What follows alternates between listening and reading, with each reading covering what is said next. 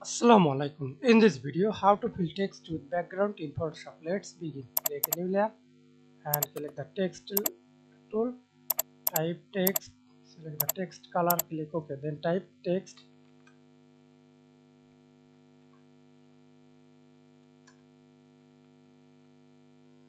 Text fill. OK. Press Ctrl T.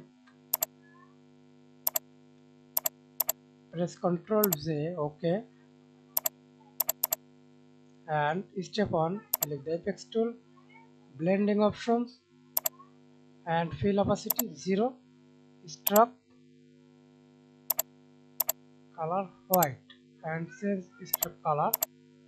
Change stroke size inside.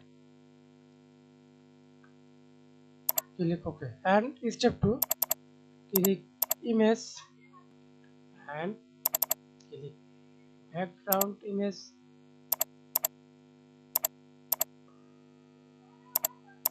Right click, create clipping mask. So this image.